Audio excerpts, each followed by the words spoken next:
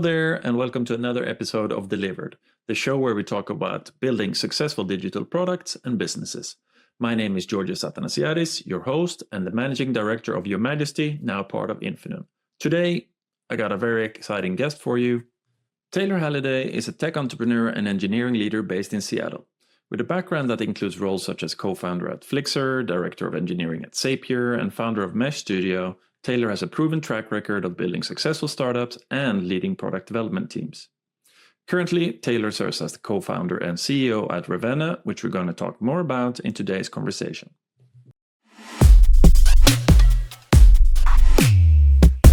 Welcome, Taylor. How are you? Pretty good. How are you doing? Where does this podcast find you? Where are you about? I'm hailing from Seattle, Washington, in the United States. So Seattle, Washington, that's not on the... Are you on the East Coast then? Or are you not, or on the West Coast? I'm on the West Coast. I'm on the tech side of the coast, if you will. Yeah, okay. Yeah, got it. It's where Microsoft was founded, Amazon was founded. That's right. Yeah, it was the Washington that threw me out, threw me off. I was like, oh, Washington. No, DC, that's the city, of course. I know, it's kind of confusing, right? There's like there's a Washington on one the East Coast, and there's a Washington on the West Coast. It's yeah. Yeah, okay. European figuring out topology of America. Sorry about that. Okay. So let's get into it. So for those who don't know Taylor and Ravenna and your story so far, can you tell us a little bit about yourself and how you got here? Absolutely, sure. So a bit about myself. I'll start before Ravenna. Prior to Ravenna, was running new products, and then most recently AI engineering at Zapier for about a good 4.5 years. Zapier, pretty well-known integration platform. Lots of good stuff there. Learnings that kind of basically inform some of the decisions and why we ended up doing Ravenna. Happy to get into that a little later. And then prior to that, actually founded several companies with who is my now current co-founder, Kevin Coleman, between 2020 and 2015. Went through Y Combinator at one point with him. Some good companies, some bad stuff, but yeah, lots of good experiences all kind of built into there. And then prior to 2015, I was like a joke, just professional nerd. Yeah. So you said you started several companies. How many companies have you started? Well, it's funny. I don't know how exactly people define what a company is. If it lasted for 2 weeks, is that a company? If it lasted for a year, kind of there's a lot of shots, put it that way, right? And like some actually did turn out decently well. But yeah, between 2020 and 2015, it's been a lot of time grinding, a lot of time trying a lot of different things. And then actually, we were talking a bit before the show. Ended up, which I think happens more often than not, in the ashes of like a failed product company. Your back's against the wall, and you kind of rolled into a service-based company. Yeah, that happened for me and Kevin, kind of unintentionally. Frankly, that was not like an intentional thing, but just happened to kind of the way that we could try to figure out money when we just were running out of it. And then ended up having like a kind of growing actually business there. Ended up growing this consultancy to about 20 folks, and yeah, lots of good lessons, lots of tears, lots of happiness. Everything. What type of service business was it? What did you have a specialty or focus? In large part, it had to do with Kubernetes, cloud consulting. But that all said, again, your back's against the wall. You're trying to make anything work, and so, I would always let customers know I was known for the XYZ thing. I very much all admit it that we were happy to take on any technical problem kind of under the sun. I've worked in some pretty interesting languages for that period of time, some pretty interesting code bases, stacks, what have you. But you got to do what you got to do sometimes to make it work, and it just doesn't. It doesn't matter if someone approaches you asking you if you can help them with their RX Java, Android app when you're a cloud consultancy and you're still just trying to make ends meet, so you just got to do what you got to do. But like I said, lots of learnings there. Very cool. So now you are operating as co-founder and CEO of Ravenna. So tell us about Ravenna. Why did you start it? What's the problem you're solving? All those good Totally. stuff. So right off the bat, what is Ravenna? Ravenna is building a modern AI enabled help desk. Okay. So the canonical example of a help desk, frankly, is like the IT help desk. If you've been at a company, larger than 100 employees, 150 employees, Hmm. there's this notion of this thing called a help desk effectively. And the best way to think about that, the way I talk to my mom about it is it's nearly the same thing as customer service. Everyone's familiar with customer service, right? Like you Yeah, have it's like software and internal customer service. you Yeah. got it. You got it. Exactly. The one big difference is that like the end user is not like an external customer. It's a colleague. It's an employee, right? That is in large part the best way to think about this class of software. There's a lot of similarities there. And so, but it's not just the IT help desk. As a company grows, they bring on, more and more, frankly, just people. And with more Hmm. people, you have just a lot more just inter company issues that come up, coordination, and there's a need for basically more and more operations groups. And so, typically, the next group to need a help desk is like human resources, the human resources help Yeah. desk. And then, frankly speaking, at a certain size and scale, engineering, marketing, revenue operations, our customer base is actually across all the verticals I just said. We try to hone in for the most part on IT. That's our biggest kind of persona. After that is HR, and then after Yeah. that, it's kind of a mix. Revenue ops is kind of making a run for the third spot right now. Okay. So do you have any? No. What's the ideal customer for Ravenna? Is there any typical organization that gets the most out of it, or is it for every Yeah, business so over a certain size? Or totally. So the ICP we're working within is about 100 to 1,500 employees, B2B hmm. SaaS. Okay. And a couple of reasons for that, the range. The floor Yeah. being 100 is, well, I mentioned it before, actually. Like, you just don't have the need for a help desk if you're like kind of below 100 ish. It changes depending on the company, but like 100 ish employees, like if you're 10 people, you just don't need a help desk internally. You talk to each other. You're like, hey, I need this, I need that. It's kind of when like triaging, coordination, and really delivering great service to like the broader organization starts to be having it starts to become difficult. That's when you start to see the need for the software arise. And then 1,500 employees is pretty much the cap we're at right now. 2,000. Again, these are Yeah. fuzzy numbers, but roughly around there. And just it's the reason why we are just kind of sitting at that point is because upstream from that employee headcount, you're bringing on some pretty serious enterprise classes of software like Workday or like Yeah. ADP, and those are just some deeper integrations, and we just have had time to bite off at this point. So that's kind of what declares the batting range. And then the B2B SaaS, it, it's funny. I always kind of joke that we're doing the same thing a lot of other venture funded companies do, where venture funded companies sell to other venture funded companies and just kind of trade money around. So that's very much Yeah. what we're up to right now. But like the thing that's always kind of fascinated me about this market, or excited me, frankly, is it's not it, it- the need for the software is truly just correlated to employee headcount. Straight Hmm. up, it does not care if you're commercial. It does not care if you're tech. It does not care if you're big box. If you're running a company and you just have over a certain threshold of folks, you need to get basically software in there to help you. Again, I said coordinate, kind of triage, but at the end of the day, it's really about just service. It's like if I'm an operations person, if I'm IT, um, the best customers we work with, that's the way they think about like their job effectively is like Hmm. providing great service to the rest of the organization and that creating great efficiency inside of there. And I don't know about you, I don't know what I thought of. I guess I look back at Zapier and think like the IT person I thought was like the IT person, right? They view themselves as being like an enabler again of service and Yeah. efficiency of the org. It's a really key point to like think through, and like the software allows them to create that efficiency, allows them to create that amazing service. That's what we're here for. Gotcha. Yeah. No, we are. I mean, we've been around 20 people for these years, but then we joined Infinum, which been a much larger organization, and now we're about 400 people. And I'm getting used to this workflow myself. I was like, oh, there's a person for that. that helps me with this or this. You need anything, I know, some right? software installed or some. What's the policy for this? Or like normally everybody came to me, but now there's people somewhere on Slack that knows these things. So Yeah. I can see the value. It's So how I tell will say, yeah, go I was ahead. going to mention too. I was just going to mention a little more about kind of like a why now of the company also Yeah, too. But um, so the help desk thing is nothing. It didn't get invented like yet last year, right? It's been around for like yeah, 30, 40 years.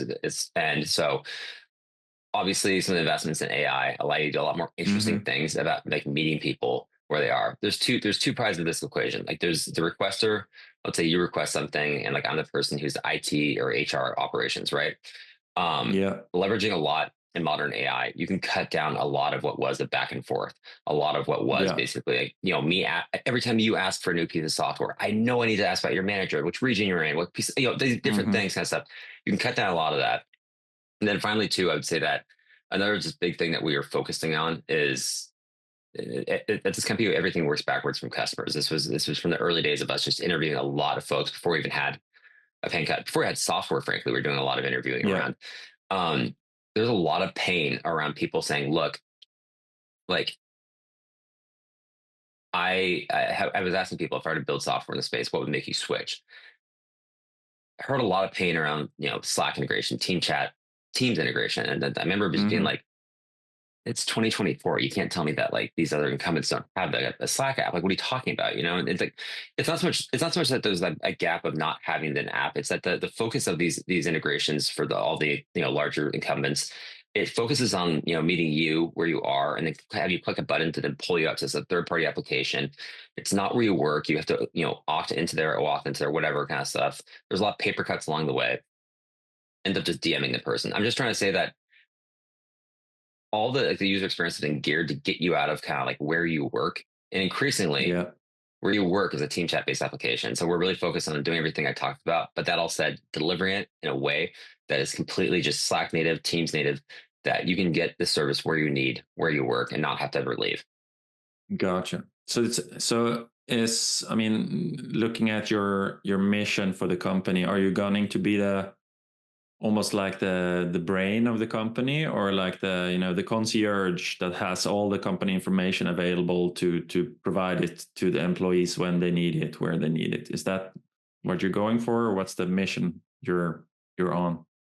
The mission we're on, I'll say it before, is to help the folks who are in these operations roles provide incredible service to the rest of the organization. That's kind of Mm, really the mission, effectively. Okay, we do that through automating a lot of things. Again, that people are normally yeah. involved in.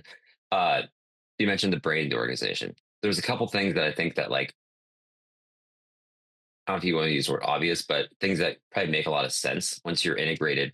In order to provide that great service from a software standpoint, they expect us to be integrated with their HR systems, with Yeah. other MDM systems. You start to build a quite interesting graph of knowledge around the employee, Yeah. around the policies, playbooks, what have you. So I think that's what you're going towards. Yes, that's very much. I think that like that is a very interesting thing to us about like what you can do, and once you have basically all that knowledge, that graph, what have you.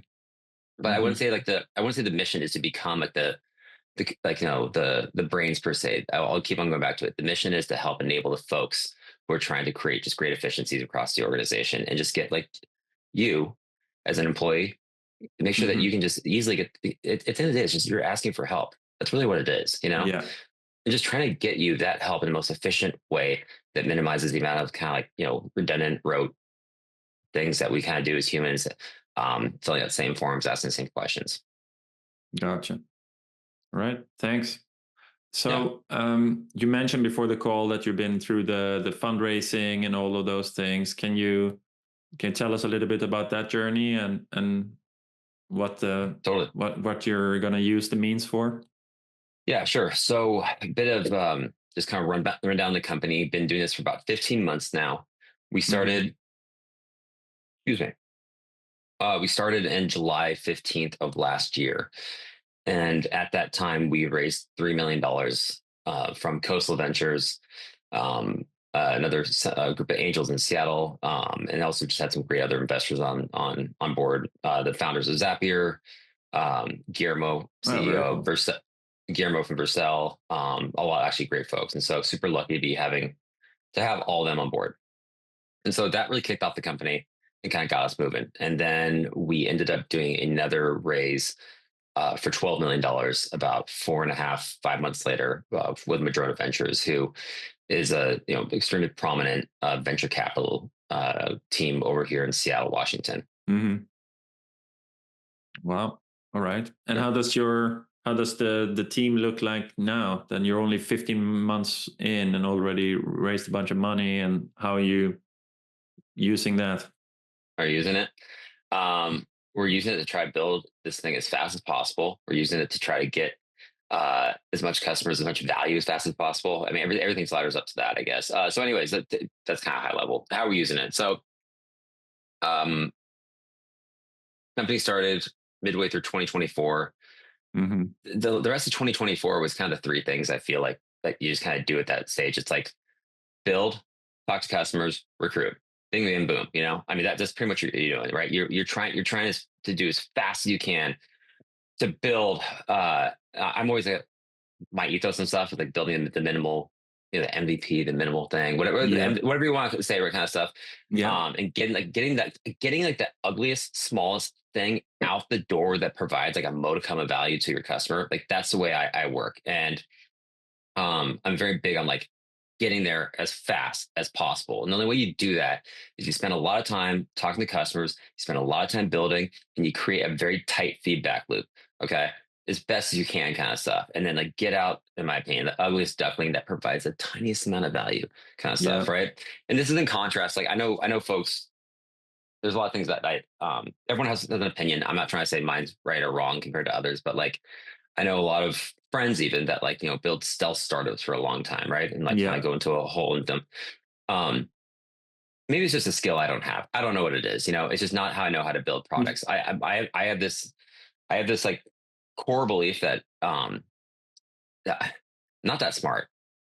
I kind of think none of us are that smart, but like not that smart, and I think that like what I worry about with even I learned lessons learned when you go and you build into like have a hole or kind of a stealth area, when you don't have that feedback loop, right?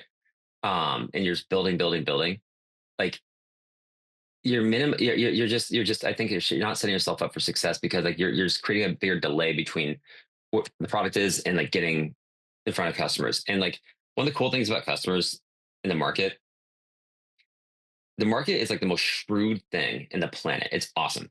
It's like the shrewdest like mechanism out there. It does not care about like anything about you or blah blah blah blah blah. The only thing it cares about is whether or not you're providing value. And 100%. yeah, so like I guess like when I think about like sitting here and building stuff, which is don't get me wrong, I have a lot of fun sitting here building stuff. I can do it all day long. Yeah. But the amount of time you delay, like from when you start building to meeting that, like that shrewd, like check that opinion that like it will check your reality, kind of stuff. Like I think you're just kind of like delaying longer. And you're potentially worrying about just bullshitting yourself. I don't know. I say this, and I know like Steve Jobs went into like a hole for however many years and built the iPhone. Now it's the greatest product of all time. Good for him. I don't know how to do that. Like like I very much am focused on like just get opinions as fast as possible. Yeah. Don't do like the go, I'm going to build for 2 years and not tell anyone about it for upper kind of stuff. And that's how we very much have done this. And so anyways, I kind of went off on a tangent there. So 2024, just try to just build as fast as possible, get this thing in front of customers, be like, oh, it's a toy, it's a toy, it's a toy. It's a toy until it's not. Mm-hmm. And so I'd probably say around, January, February, my goal is to like actually onboard people during January of 2025. Um, that was aspirational. That didn't work. We get it out there, crash and burn. But we just keep on doing this thing kind of, boom, boom, boom. And then I think we were lucky in the sense that we had some great design partners, folks who were willing to just give us advice along the way, who just had fun. Yeah. Like, hey guys, here's this thing we're building. Again, the toy, they're poke at it. Like, that's cute. That's cute. But did these Mm-hmm. things kind of stuff, then I come back. Like, okay, cool. We'll come back. So did that motion until we still do that motion to a degree, but that was like going on probably until March or so, March, April. started to actually be like, okay, wait a minute. Some of these folks who were giving us advice are actually like starting to use this thing in a real way. Like that's cool, you know. They're actually starting to run like parts of their business on this thing. Yeah. I can't believe they're doing that. Like, what are they thinking? Like, oh my gosh! But like, it's awesome. It's awesome. It's stressful. It's everything, you know. And so, and then I'd probably say around like Mayish, June-ish, just being like, okay, like I think most of the people we've been working with at that point, we've like known for a while. It's safe space, you know. Um, Yeah. but like, I think we might be ready to go out there and try to find people like we've never met before, and actually like just actually expect to turn something around, a sale, if you will, right? So Yeah. did that around kind of like late spring, and yeah, was able to turn that corner. I will remember like the first time I hopped on the phone with somebody for a demo call. At the end of it, they're like, "Cool, we'll take it." I'm like, are you sure? Wait, are you sure? So what was that? So was that your first customer? And what was it they?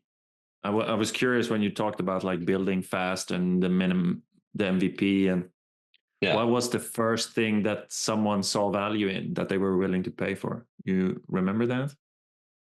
Uh, yeah, it's actually really funny. So we ended up getting our first customer during the middle of that, like that period I told you about, like February, when had like Yeah. we were working with some big design partners. Okay, it's like Zapier was a design partner, Homebase was a design partner.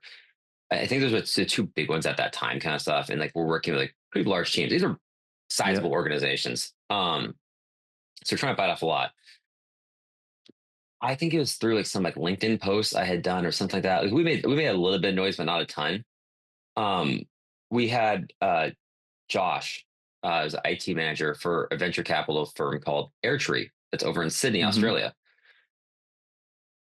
Maybe a quick pause. When you're founder, you get a lot of people reaching out to you, trying to do stuff, and Yeah. people are trying to get a hold of you. Not gonna lie, I kind of thought, this was like a way for someone to reach out from like the firm or something like that kind of thing. And no, Josh was like, "Look, man, I saw what you're doing. I saw, I think it was like a LinkedIn post, and I just really like the vision, what you're talking about. Yeah, the software in the space kind of sucks. Looks like you guys like, have the ability to like, I don't know." He's like, it's like one of those things that's really cool. He's like, I get it, it's not there. But like, I'm looking for just like something that's like, I don't know, a breath of fresh air into like this market. Because one thing I glossed over is, when we even were approaching the market, it became very apparent that like, a lot of the long-standing incumbents, people who are how do I say this nicely? A lot of the software is not very inspiring in this market. Put it that way. Okay. No. Yeah. Yeah.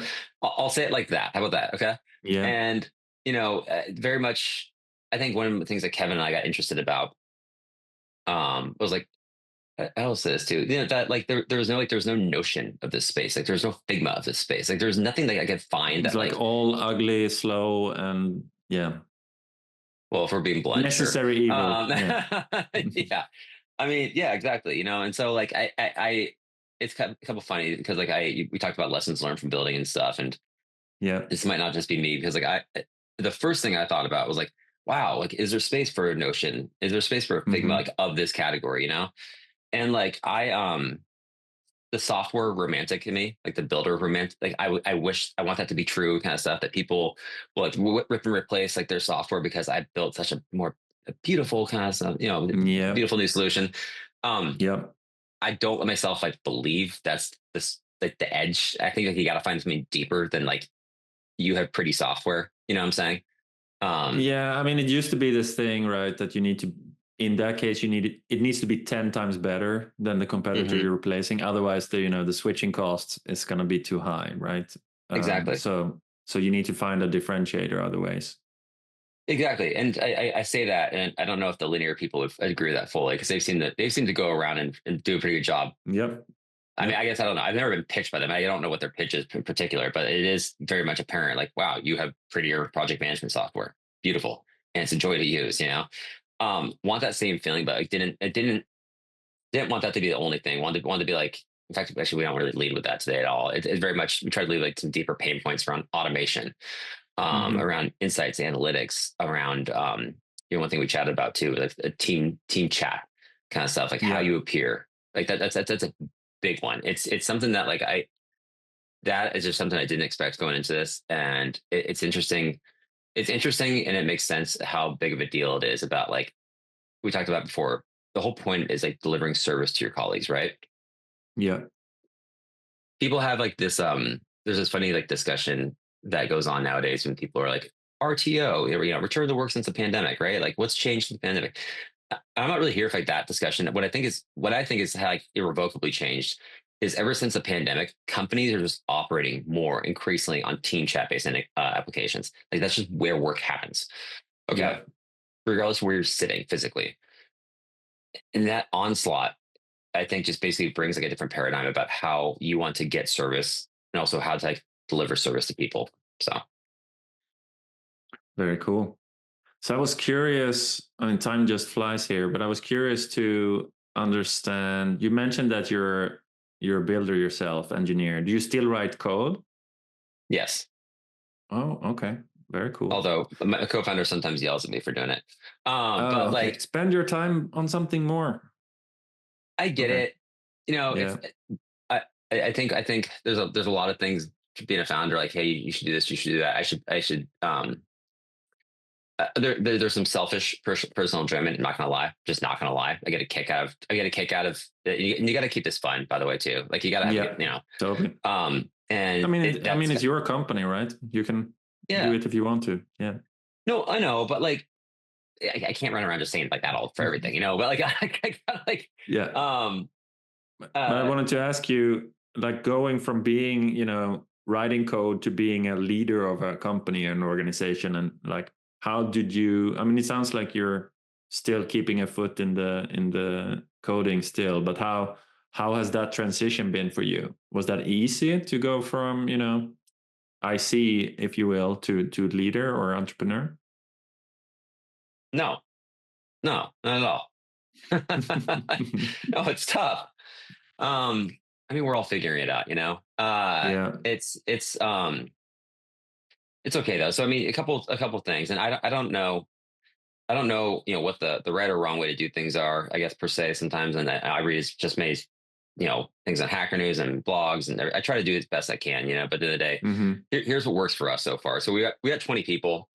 It's a fully flat organization. We're all locking Yeah. arms. There's no no VP or blah blah blah blah blah. I mean, like sure, people have Hmm. functional titles, what have you, but like we're locking arms and we're all in this together. I really want to create a massive sense of responsibility, agency, if you will, Hmm. and urgency. And the way we're doing that right now is it's a flat organization, and I depend on everyone else across the company just as much as I expect them to depend on me. And so that's the way we're doing it right now. I have ran teams at Zapier, so there's it's not quite fully IC kind of thing. It's or full IC pass, and definitely had some managerial experience there.